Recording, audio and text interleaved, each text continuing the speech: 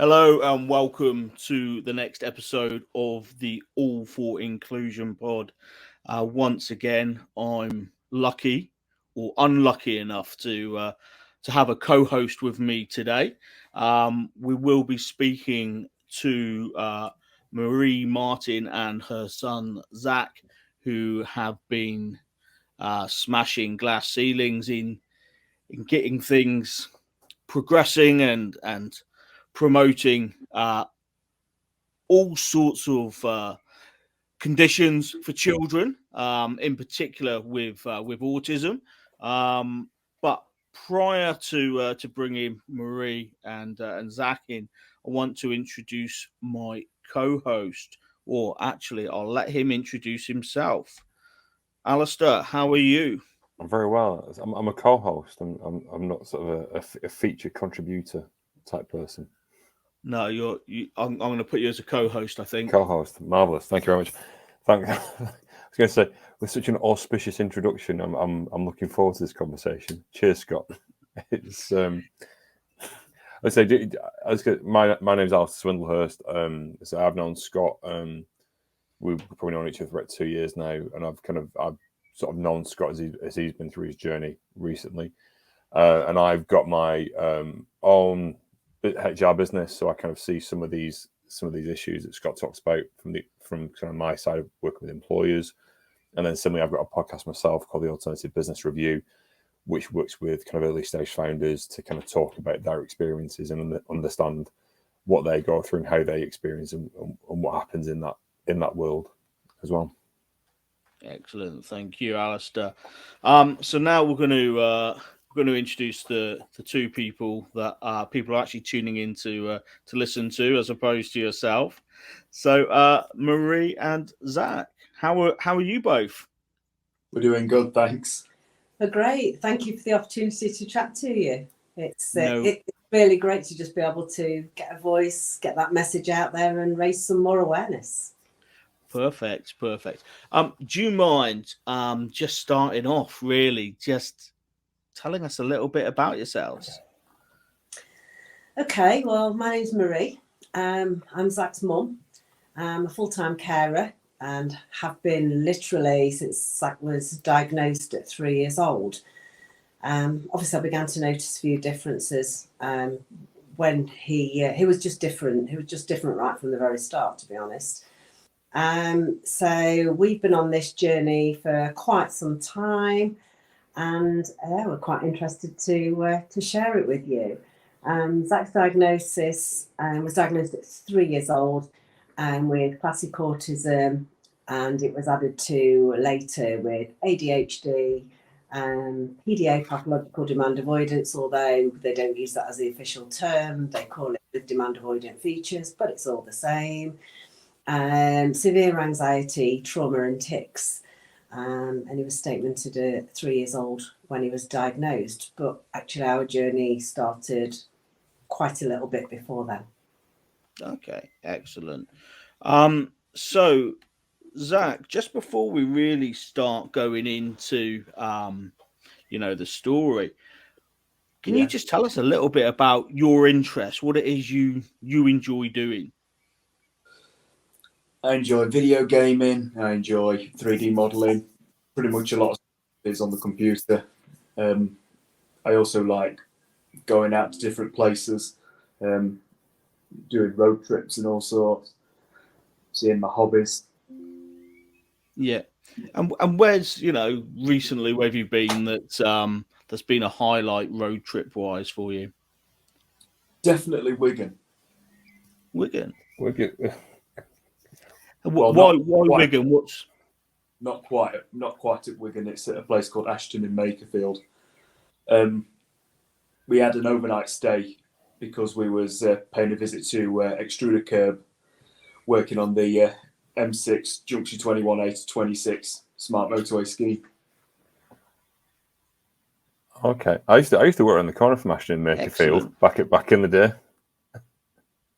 Yeah, no, I mean, just to put you in the picture, we have an established relationship with Costain, who are doing the M6 junctions. Extruder Curb are the company who construct the concrete barriers. And basically everything kind of started with the Costain, the national highways, and people are starting to tap in and say, how can we help? What can we do? And Zak has impressed Costain consistently since he was about 8 years old, when he did one of the career day visits. So, and that's latterly it's become more and more visits, work experience. They're a fabulous, truly inclusive company, and so are National Highways. And other people are now starting to say, what can we do? Can we provide some work experience? And since that visit last week, we've now got another one, Safe Road, and they've just said that they're going to train. And there's a gentleman there called Jimmy who's been absolutely fantastic, and he said he's going to give Zak some training all in his own time.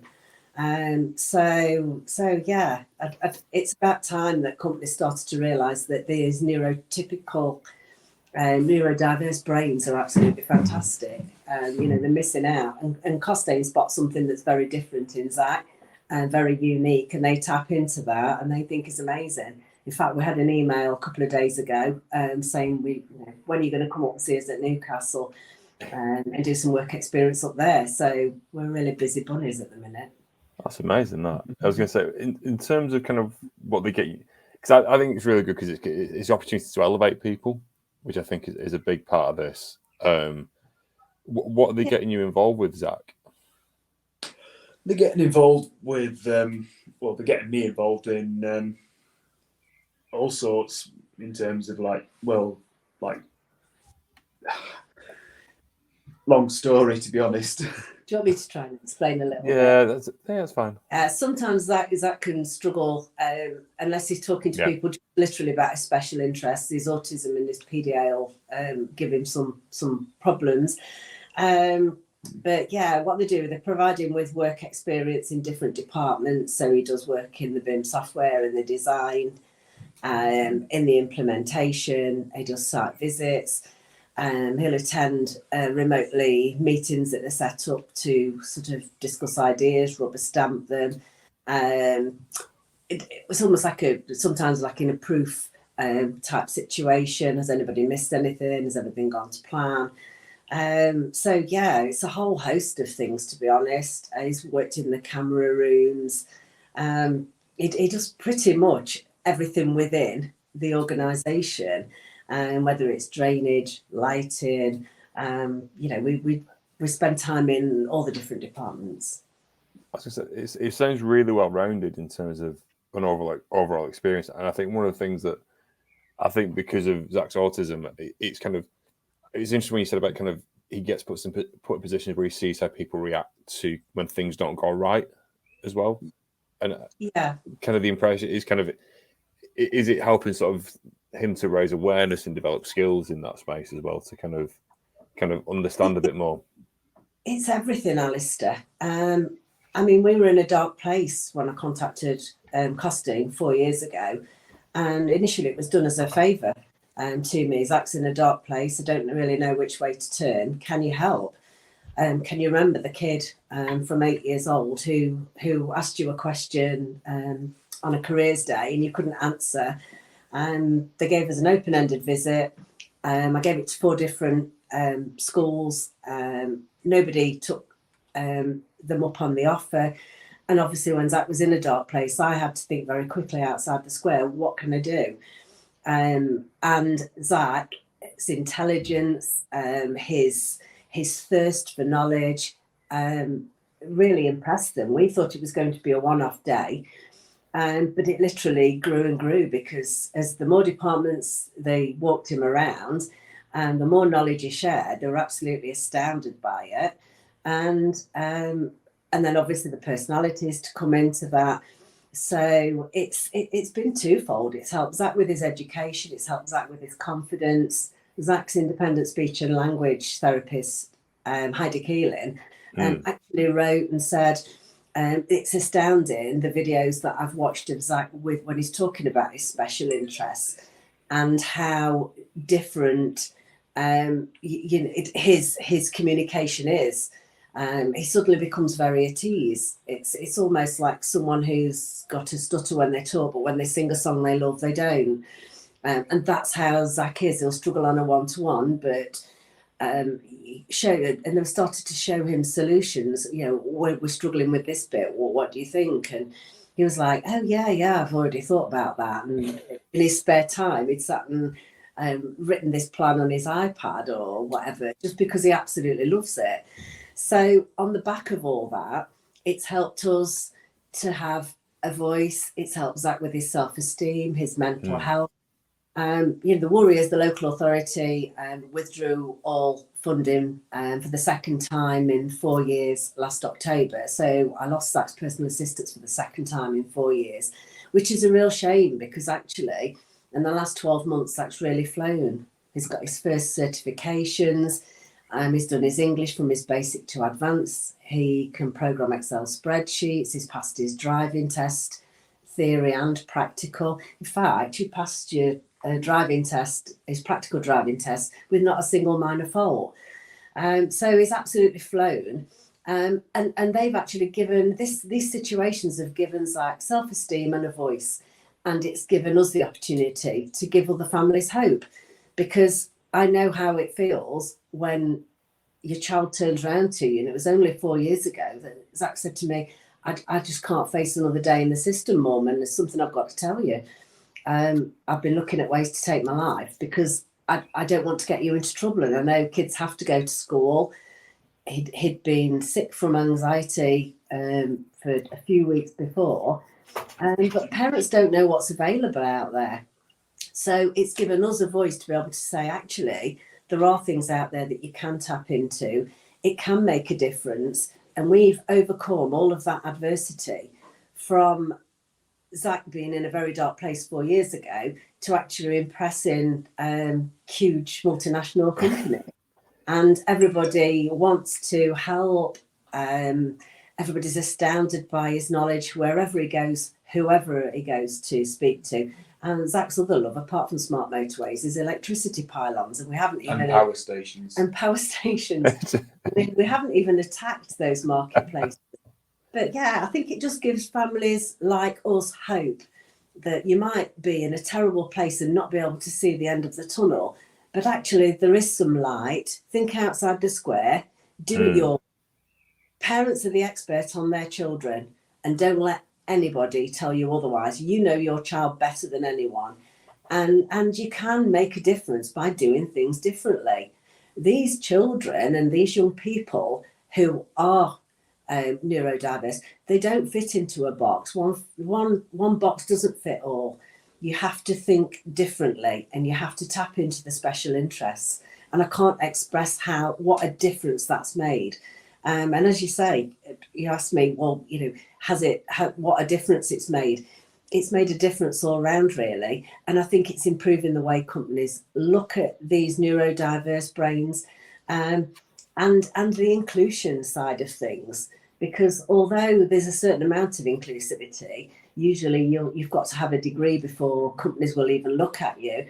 But for children like Zak, he's struggling to do any formal type of education, but people are missing out because they don't need a degree, because he's better than people who've got degrees. His brain is... Elon Musk once said, you can still have a bachelor's degree and still be an idiot. I completely agree with that statement. I've come across more than enough idiots in this life, and I'm pretty sure most of them have got a bachelor's degree. In fact, I think most of them have got PhDs, to be honest. I think also lived experience goes a lot higher than degrees and education, and having that kind of that experience, that way of thinking and the way of working to advance things like the smart motorways, the pylons, the power stations, that's not necessarily something that you learn completely from a textbook. Can we go back right to the start, if that's okay, Marie? So, was it yourself that that pushed to get Zak tested, or was it picked up in like a preschool or anything like that?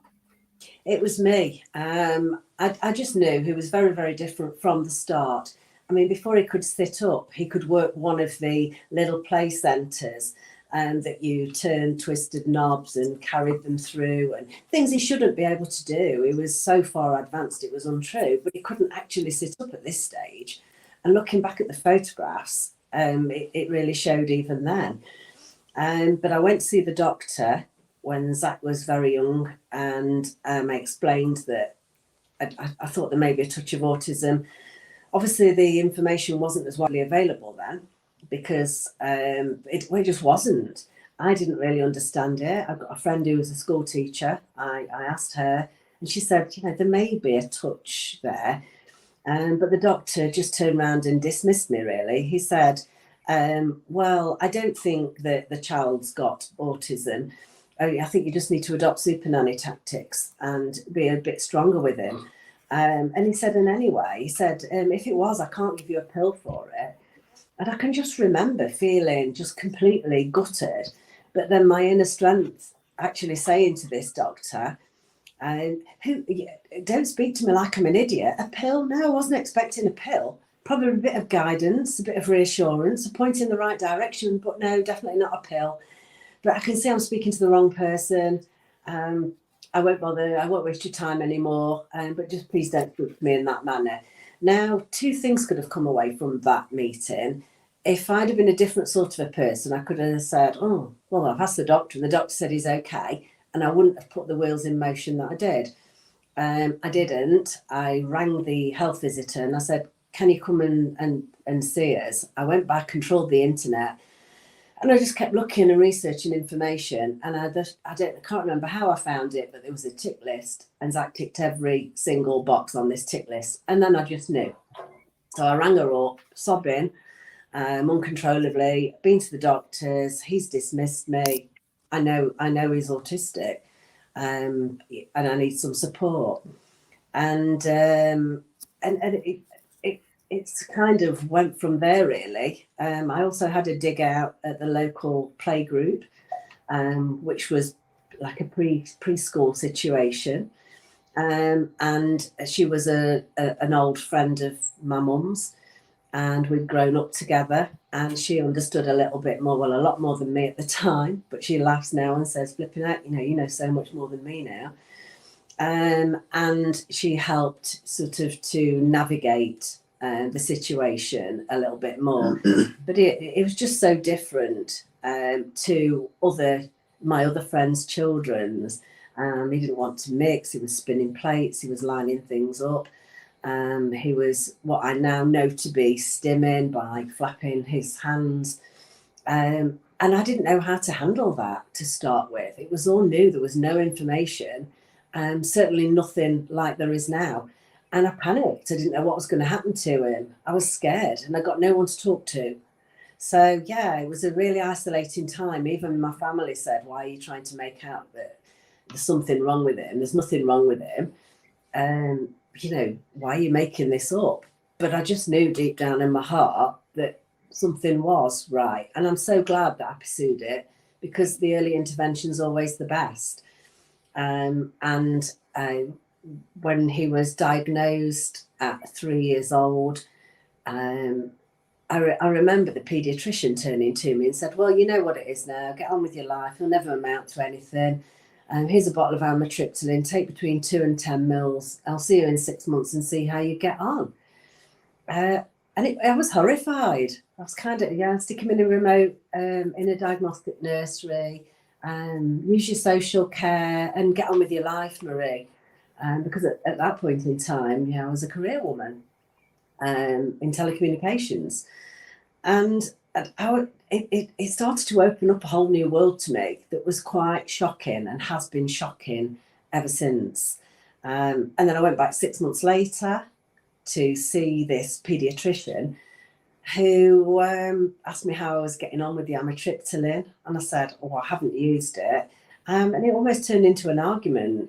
Well, if you're not going to listen and take on board what I'm saying, And I said, I have listened and I've taken on board everything you've said, but at this point in time, I don't feel like I want to give my 3-year-old amitriptyline.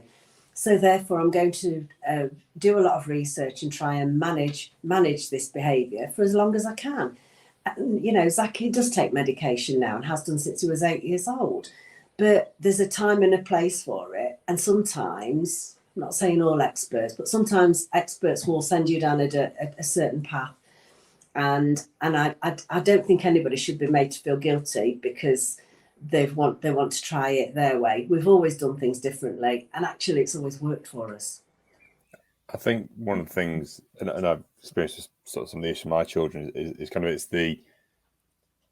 you feel like you're getting the right signposts as you go through that process, and I think there's a big part of feeling listened to as you go through that process, and I presume that's really kind of, in some respects, probably really driven you, but also kind of it's kind of configured how you feel about things at the moment, and kind of how driven you are at this moment in time as well. Yeah, well, it's started like that, and it's continued like that, Alistair. It's been a constant battle, and you know the government give us these. They make these laws, these legislation, Child and Families Act, but there is no accountability, and there never has been any accountability. And they give us an EHC, which is a legally binding document. We've got a watertight one. We've still ended up with no support. And the options are to go to battle again, to go to court. It's shocking. The longer I've been in the system, I think, and the more I've uncovered, it astounds me, absolutely astounds me, that these local authorities can be allowed to get away with what they get away with. You know, they lose 97%, 96 and 97% of tribunals. That's shocking. That's public money that's wasted. And yet they turn around and say to us, oh, yeah, don't waste money, don't do this, don't do that. But they don't really care. You know, his EHC says that the personal budget is jointly delivered by our local authority and myself. And all I've ever asked them to do, the only thing they've ever done is pay. And then we've lost that twice. And it's ended up with lots of formal complaints. I had eight social care. In 2017, I had 8 counts upheld. And they said they were going to learn from it. 18 months later, they withdrew the social worker whilst he was on a child in need plan. He didn't discuss it with his professional team or myself. That psychiatrist wrote to the head of service there saying there's outstanding actions. He needs a social worker. That was being groomed online. It's just horrific, and it can all be avoided with accountability. But we have nowhere to go. There's people remortgaging the house and taking out loans just to get the local authorities to provide the support that's in that legally binding document. And I said to Will Quince, it's crazy.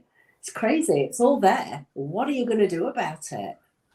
And when you say that, and you say about local councils and things like that, saying about we'll learn from this, that's almost like a copy and paste paragraph, isn't it?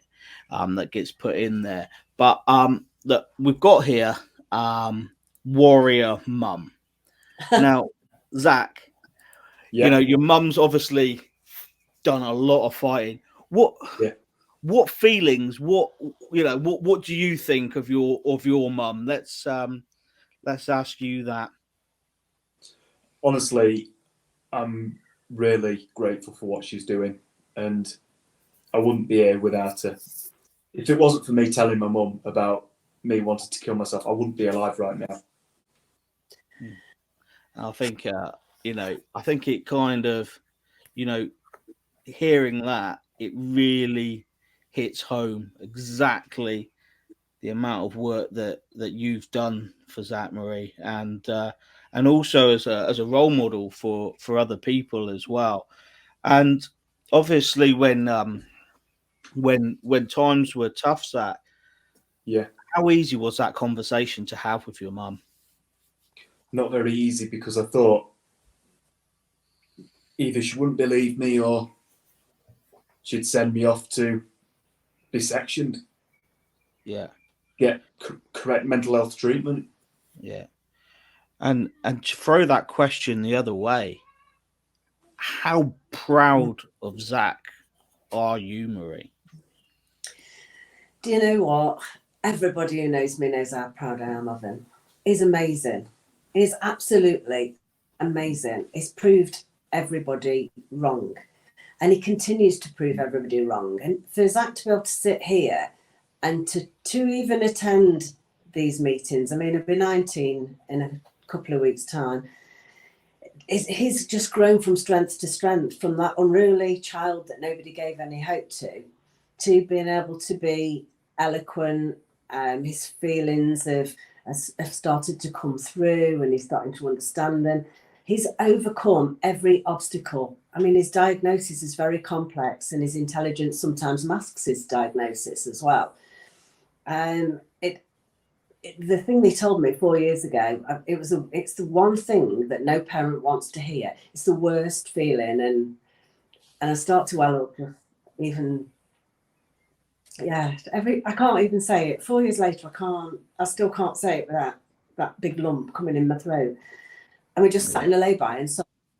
But I'm so proud that he trusted me enough to tell me what he was really feeling. And the sad thing is, he was doing it to try and protect me, because this school refusal lark, it's quite huge on Twitter actually at the moment. And the masking while children are in school, and then people don't believe them. They say, the teachers will say that the kids are fine in school and actually they don't see the real behaviour, because the child masks all day to fit in, and then when they come home they're in the safe place and they get unruly. So, you know, people have got all of that to deal with. We've got enough to deal with without having to battle constantly, because we're still trying to keep our children on the straight and narrow. We're still trying to understand things ourselves. We're not doctors, we're not nurses, some of us are. We're just mums, and we have to learn on the go, and it's a massive, massive steep learning curve. But I think Zak and I have got a fantastic relationship. You have to be really close to get through it. There's been times that even I've wondered whether we're going to get through it.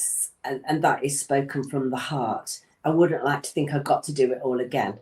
But we're determined to prove them wrong.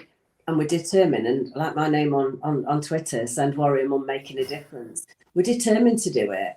And I've wanted Zak on board with me for a while, and now he's starting to do it. And because the child's voice, the young person's voice, is the most important thing in the world, really. Parents can say whatever, but when it actually comes from that person, it is so much more powerful, because he's living it. Well, we all are. It affects the whole family, really. I think you mentioned before, so there's a lot of things that aren't happening in the system that you'd like to see. I was like, what kind of thing would you like to see happen immediately at this moment in time, which would help the you and Zaks of the future? Accountability for the government to step up and hold the local authorities accountable. And if there isn't enough funding there, make sure the funding's there. If the funding is there and it's not been spent correctly for what it's being spent on, then they need to address that. To give some parents some power regarding the EHC. I mean, I asked Will Quince, I said, are you going to give us legal aid then to take them to tribunals and what have you? Because sometimes it's a choice between being able to afford it. And it shouldn't be. Every child's entitled to an education and a future. Some need more help than others. It should never be mandatory by law. No, yeah. And if you got that sort of legal backing on that basis. And I want that ending. Yeah. Oh. And when you spoke to Will and you asked the question about legal aid and just putting more support in place, what was the response like? Oh, well, he just said, well, I can't do that. And I said, well, that's what needs to change. Accountability is a massive question, because we can go through, there's lots of things that need to change within the system. But actually, accountability is the biggest one, because without accountability, they can make as many laws as they want. They can review as many papers as they want. They can do as many Children and Families Act as they want. But if nobody's going to hold them accountable and make it happen, then we're just going to continue in this situation, aren't we? Parents have to go to tribunal. They lose 96% of the tribunals. There's got to be something wrong somewhere. Yet they're allowing the local authorities are saving the money because they'd rather, and the only people that win are the solicitors, really. Because yes, know that feeling. Yeah, they're just saving money all the time because they ghost you. It takes 9-12 months to go to tribunal. Nobody's accountable. They don't say, well, actually, we're going to extend the time that you've missed by 12 months. So it's all a big game, and it needs to stop. It just needs to stop right from the very top, and accountability every time for me. And I've had a couple of meetings recently, one with, both for Disabled Children's Partnership, where Mary Foy and several MPs were there, and another one with the Department for Education. And I bet they're sick of hearing me talk about accountability, but who is accountable? You go to the Ombudsman, there's a massive list. We're on the same list as everybody else. It gets thrown back to the local authority. I've still got outstanding complaints from 2019. It's gone externally twice. And the guy, after 2.5 hours, came back in and said, "You've got too much ammunition, Marie. I can't deal with this." It's supposed to be an independent person, but he worked for a fostering agency in the nearby county. How is that completely impartial? It's not impartial in my eyes. There was a touch typist there doing the meeting. I said, "Can I have a rough transcript just to have a look over and sign it and take it away? I know that the proper minutes are going to come out in due course." No, not allowed. And then suddenly the minutes all go missing and they're not correct. And but again, without going to the High Court and having, so if there's any nice rich businessmen out there who want to help me fund it and take this, I did a SAR request last year which revealed atrocities. It's just dreadful. Disability discrimination and disability statements. I mean, internal emails from a commissioner saying, "I don't think he needs an EHC now, he's 16 and at the end of statutory schooling, let alone a personal budget." I mean, the EHC goes from 0 to 25. That is disability discrimination. And he's the man signing the checks. So what chance do we stand, really? I spoke to the head of SEND, they agreed to investigate, and then they go sideways. It all needs to stop. It's not acceptable. And in an independent business, they wouldn't survive it. And most of your staff would be on disciplinary if they worked for me. Yeah. But I said, I have to give up my 50 grand a year job to come and do yours, to look after my son and provide him with a future. But at the end of it, a carer is just left with a pension credit at the end. Yeah, which is just terrible when you look at the work you've done. If this had been my own business, I'd be a multimillionaire by now. The amount of hours and time that I spend trying to make that difference for Zach and other children, and trying to trailblaze and break down some barriers and say, "Come on, companies, if every one of you just took on one person, what a difference would that make?" It's finding the people that want to make the difference and do care.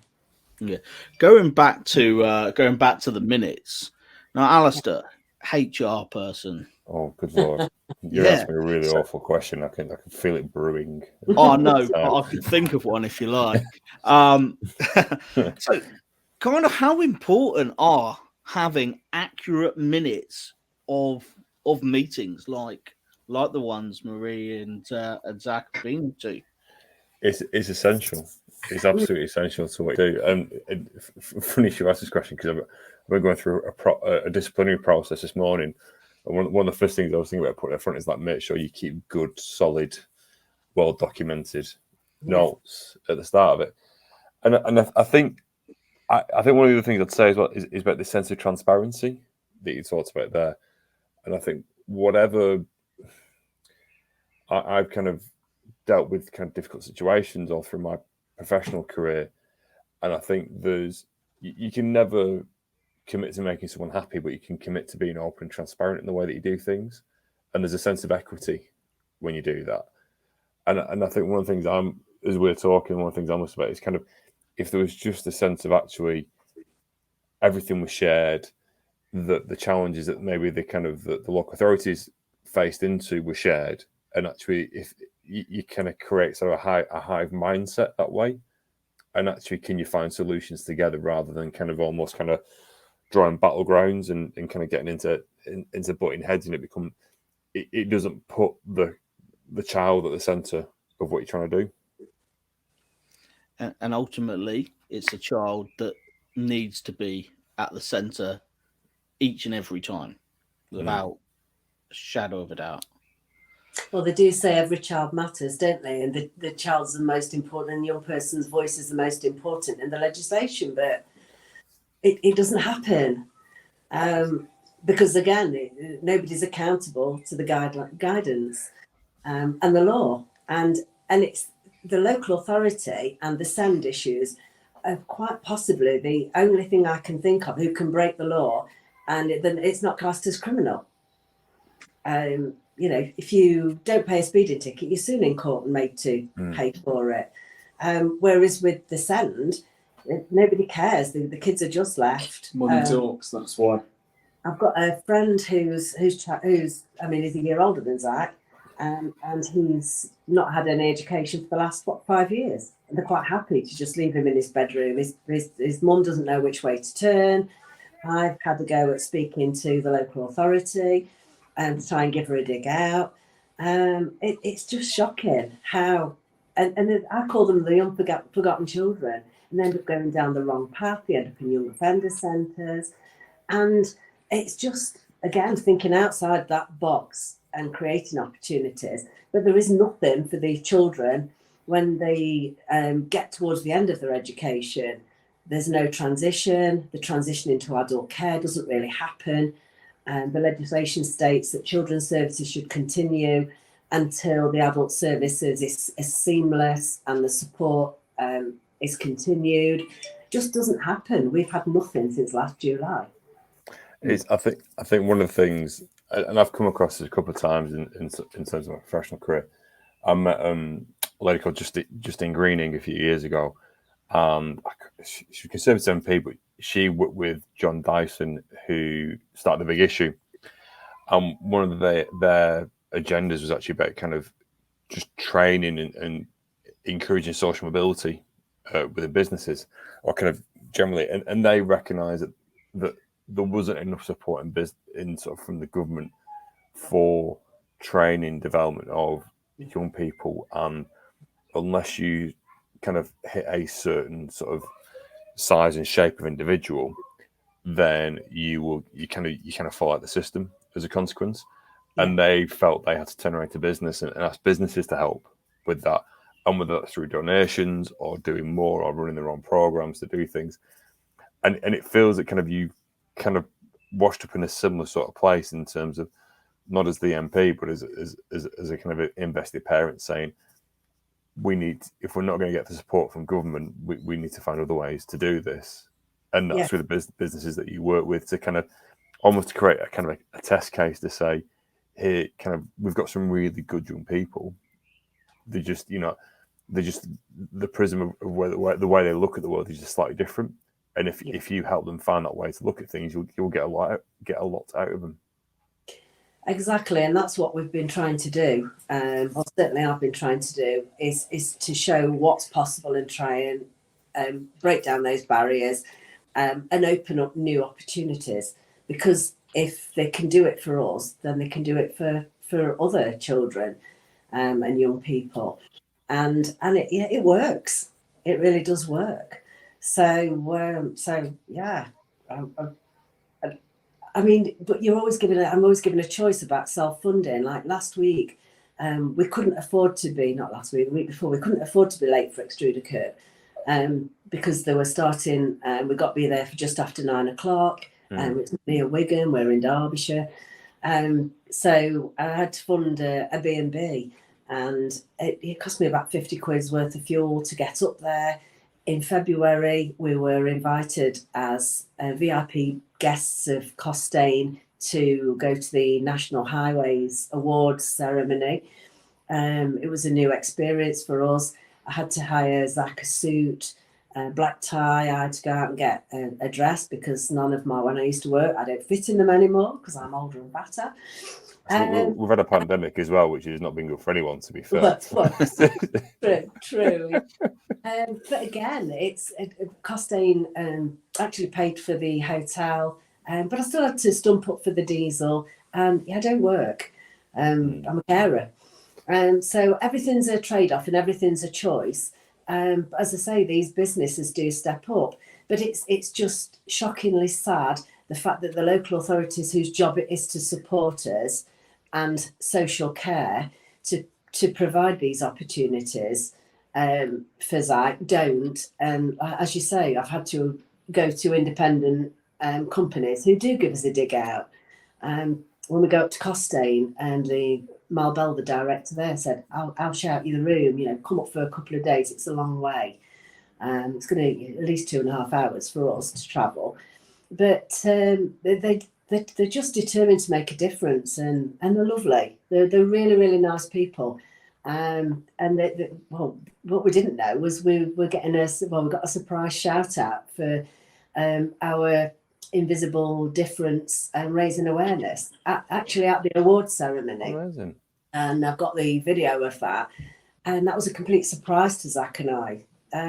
But wonderful, because everybody in that room is listening to hidden disability awareness and disability inclusion. And we've done a couple of presentations to Costain and to National Highways, raising awareness to their people online. We're doing quite a lot. Well, we're doing as much as we can.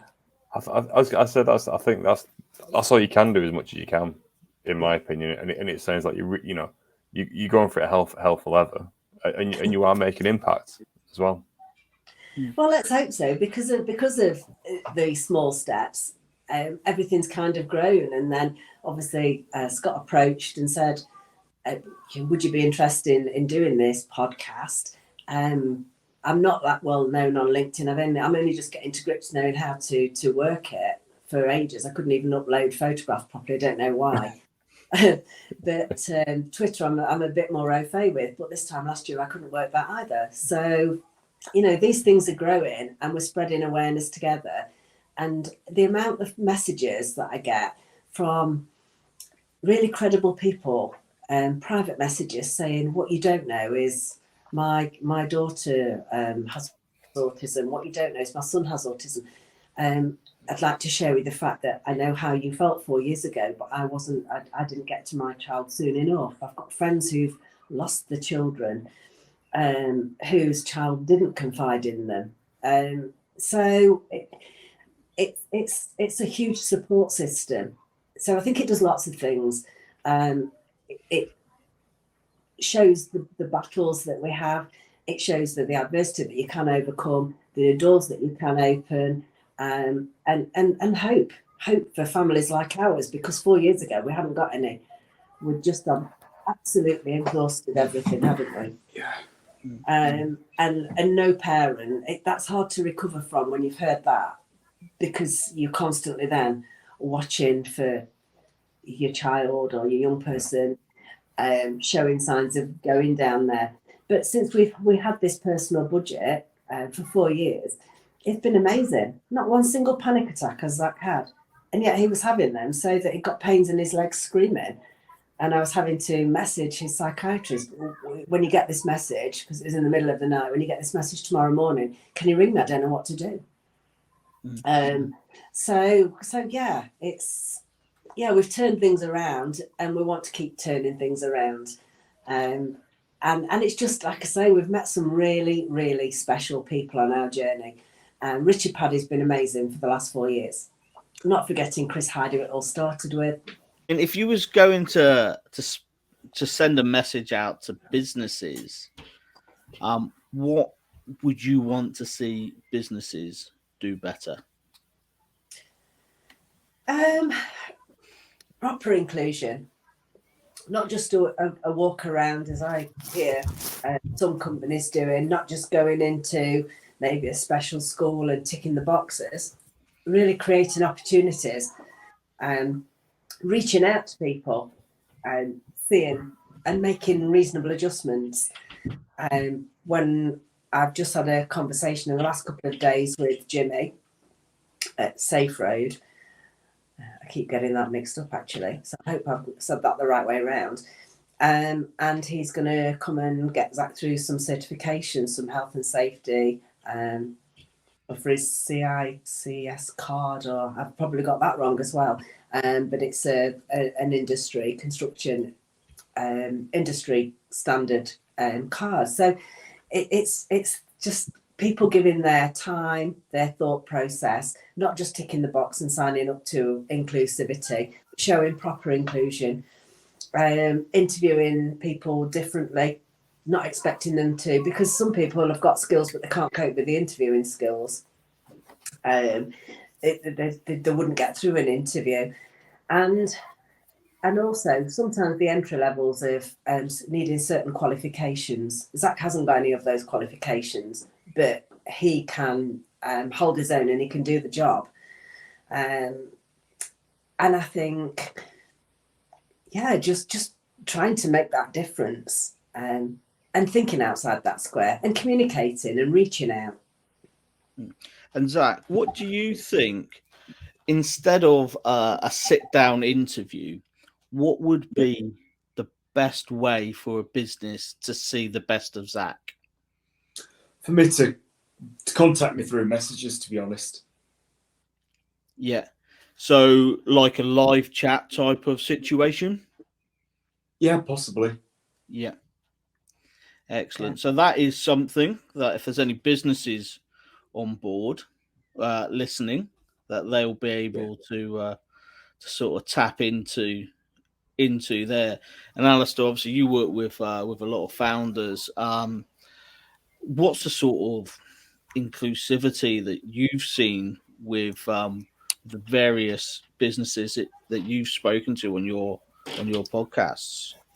I think people are getting their head around this more and more at the moment. So there's actually one lady I've had on my podcast, a lady called Amy Newton, and she runs a organization called Inclusively Tech, and she works with companies big and small, and they come to her and she provides a number of different things. So it's everything from curated information, which is podcast, books, just general things they can consume to help them understand a little bit more. And she'll also do consultancy with businesses to kind of embed herself with teams to look at processes and how you improve things. So one of the things that Amy talks about is, because of her medication, she's not great at sort of doing anything before sort of late morning. So she's going to have an interview. She needs that interview in the afternoon, and then she's kind of with the world on at that point. And I don't think there's any big fundamental shifts in what they do. I think it's more open-ended questions in terms of, do you need help and assistance? And I think it's also to step away from a bit of tokenism as well. I think if there's a genuine intent behind that. But I also think that because we're talking about issues in terms of neurodiversity and disability, I think just in general, more openly, is that I think people feel a bit more confident to put their hands up to say, yes, I do struggle or I do suffer from a particular issue, and they need a bit more help on this. So I think people are asking the question a bit more, but I also think some people feel empowered to do that. And I'm conscious using the word some because it's not all, and we're not quite at that point just yet. And I think when it comes to kind of inclusivity, there's lots of different areas that you're looking at. So you're looking at gender, you're looking at race, sexual preference, and sometimes I feel that that disability kind of sits at the bottom with some businesses, and using that word again, some. But I also feel that if you look after an employee with a physical disability, they will be more loyal to you because they know the grass isn't always greener. If you hire someone who's neurodiverse, what you will see is that you are starting to open up to lots of new ideas, because going back to saying, it's not about what's in the box, not about looking inside the box. It's where is the box, and you then sort of in a situation where, hang on, if I want to hire a team to think like me, why would I want to do that? Because they're going to think like me. I haven't asked Alistair to come and co-host this podcast because he thinks like me. We think very differently about a lot of things. We do think very differently. But one thing I'd say about this, and I was doing something. I was on a panel the other week, and someone said to me, they asked about job seekers and should business owners educate themselves more on sort of diversity and being more inclusive. And a big thing for me was actually job seekers, and regardless of who you are, you should be empowering yourself to go and look at the widest possible base of businesses. And just because someone's a big, sexy brand name doesn't mean it's the right business for you. And actually, you should look at the business in terms of values, behaviours, what they do.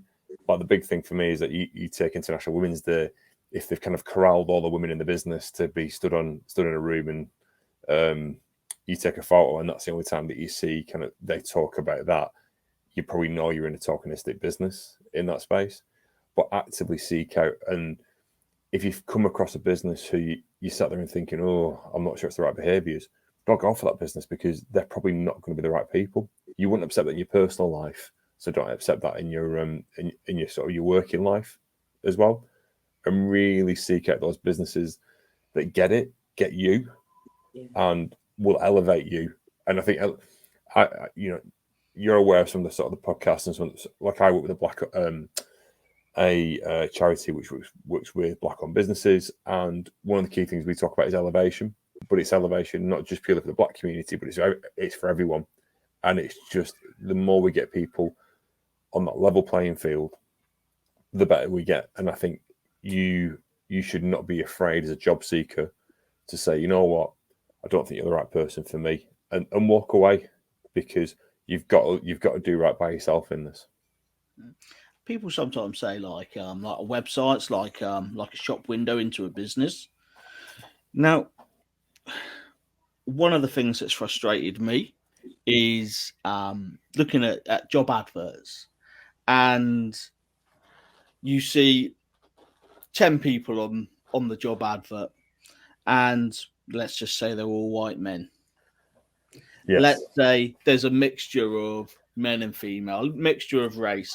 There's a phrase for that in this one, which is male, pale, and stale. So if it's all the same, yes. And there, it's how many people do you see in a wheelchair, and how many people do you see that it's showing that they're open to people who are neurodiverse. So sometimes, it's those sort of independent businesses that they take more care. Yeah, I think as well as all the resources out there for people. I think, and people do it kind of overt. Well, you've got the overt stuff through like Glassdoor, and I'd always say take that with a pinch of salt. You'll see various bits and pieces, but also look at like Twitter feeds, Instagram feeds, what they put on LinkedIn, because it all tells a story and it all tells a picture. And I think if you look hard enough and you keep on looking, and actually ask questions about the support you'll get, and we've all got enough kind of spidey senses, as I describe it, to sort of say when you're being sort of like led down a garden path for people, and you go, I don't quite believe you. And as I said before, if you don't think it's right, walk away, because if they really want you and they see the value in you, they'll come back and have a conversation with you. And what do you think's around the corner for you, Zak? What do you want to see for yourself in the next, 6 months, a year time? To get myself into looking at the power industry, one of them. Yeah, and we're ideally in and around Derbyshire. Anywhere, I don't mind anywhere. Yeah. And what about? I've got to pay. And what about you, Marie? What do you want to see in the next 6 to 12 months? Goodness me, that's a tough one. I want to see the local authorities step up so we don't have to go to court, to provide Zak with the backing that he deserves and the future that he deserves. So we can continue improving his life skills and his social skills. His intelligence has never been in question.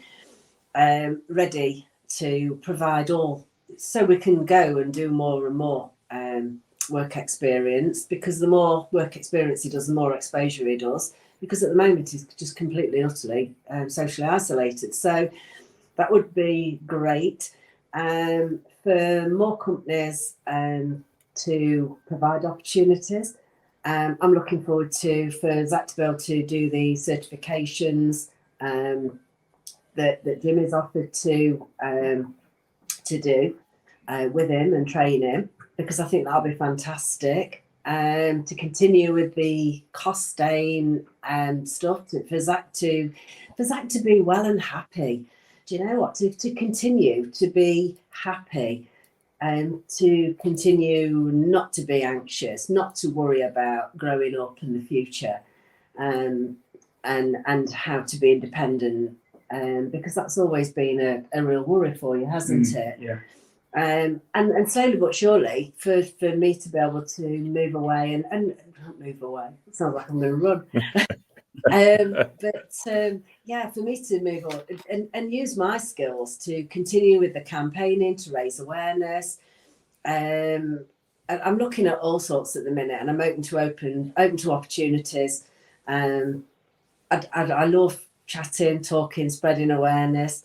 I'm just not sure which way my personal situation is going to go, but I need to get things in place for Zak, so that he doesn't rely on me quite so heavily, so that actually I can do something for me.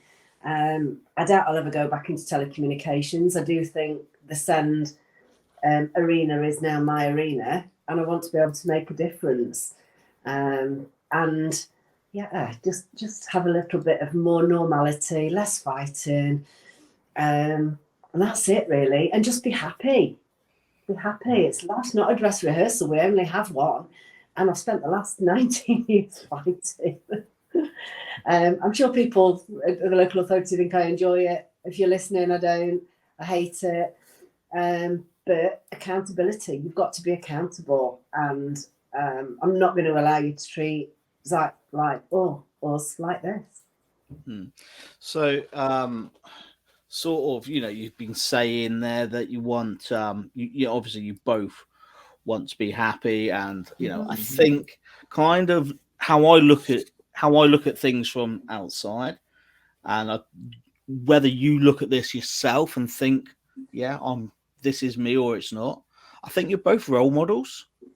I think you're both role models to kind of go, look, this is we're clearing a path here to make life easier for someone else. Yeah. And I think you should both be very, very proud of everything you do. We are. And yeah, I mean, that's what I want to say. I'm kind of in awe of what you guys have done, the battles you've kind of fought and come out the other side of. Thank you. Only just at times, I have to say. And still occasionally you'll find me sat crying in a car park, not knowing which way to turn when I've rang the MP, I've rang the councillors. Everybody seems powerless, and nobody seems to want to take accountability. So it's not easy. But do you know what? Sometimes you have to get to rock bottom to dust yourself down, and then I rebuild, and then I come back stronger than ever. I'm just still awaiting my new SAR request that went in on November the 4th of last year, and they keep delaying it. So they really don't want me to see what's in this one. And I don't know why, because I'll just go to the ICO. But again, it's another battle, another day. Do you know what? I'm 55 years old. I've had enough. I don't want to battle, but I'll battle for him till the day I die. End of, really. And thank you for your kind words. I really appreciate it, because sometimes it does feel like a thankless task. You don't get an awful lot back for what you do. I'm not sat on a big paycheck. I just get a pension credit. So I'm probably going to have to go back to work in the next 12 months and do something, but I don't want it to be at the expense of my son and his future. So yeah, happy days. But yeah, I enjoy pulling up trees. I suppose it gives me a purpose after doing the job that I did for 20 years prior to having Zak. The Send Arena has given me a purpose. And yeah, given me a new zest for a new career, I think, a new path. Mm. And Alistair, have you got anything before we kind of wrap up? Have you got any last thing you want to say or ask Marie or Zak? I think it's more an observation more than anything to ask. I think from my point of view, because I've had, like, I've talked about my dad in terms of sort of, he had health issues and he had similar issues in terms of local authority, and sort of I had a friend grow up with muscular dystrophy and sort of probably experience sort of similar issues to yourself. And it's the kind of, if it isn't for the resilience of those around that person that needs the support, it's kind of, these issues would often go about unspoken. So kind of just sort of hats off to you, fair play, and kind of, I'm pleased that you've got some inroads, but I appreciate the fact kind of there's more that you want, and hopefully you get that more as sort of as time marches on, and that you can get some bigger wins as well. Yeah, it's just the start. And I'm really pleased the way things are going. 4 years ago, Zak was in the dark place. Now we're out and about. Everybody knows us. When I walk into a London meeting and won't say, hello, Send Warrior Mum making a difference. Yes, I do read all your tweets. Yes, you do. She does tag me in on enough of them. Well, my message to Will, if he's listening to this, is come on then, make a difference, because so far we're still sat here with no support, and you've heard our story. If you want to make a difference, prove it. And then perhaps I can go to all my followers and give them a bit of hope that things are going to change and it's not just a load of rubbish. Accountability all the way, please. And let's start now. And if there's any independent businesses out there, yeah, I got to 36 and I knew nothing about disability, but it could be your child, it could be your grandchild, it could be somebody within your family that you end up with a disability in the family, and it's certainly changed my life. And I think we're stronger together, and we all need to make a difference together. Excellent. And I always like to ask people right at the end to leave us kind of with one final thought. So, Zak, I'll start with you. What final message can you give to anyone listening today? All I can say is keep your heads up, because you don't know what's going to happen in the future. Excellent, thank you. And Marie? It's a bit like sales. The selling starts when somebody says no. You'll have a lot of no's in your life, and actually you can overcome any adversity, and you only fail if you don't try. So keep trying, keep the faith, and make it happen. Excellent, thank you everyone for coming on. Marie, Zak, Alistair, is this a little bit different to how things go on your podcast? Very different to the way I run these things. It's but that's fine. It's kind of we're all different, Scott. You know what I mean? We've got a space for everyone. No, I was going to say, first of all, I don't use cameras because I'm quite comfortable not being filmed. So this has been slightly unnerving to know that a camera's on me for the last hour. I need to thank you deeply for this. And I like the way that that at the beginning you said about you needed a haircut, and Yes. for the few minutes you kept pushing your hair back, but that's obviously something I haven't got the luxury of doing. No, it's thick and luscious. Some of mine. Not yours. Give it a few weeks, I won't be far away from that, to be honest.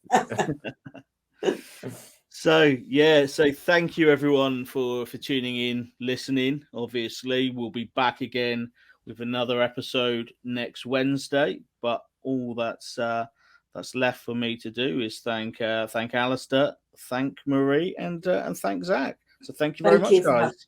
Thank you. Thanks for having us. We really appreciate it.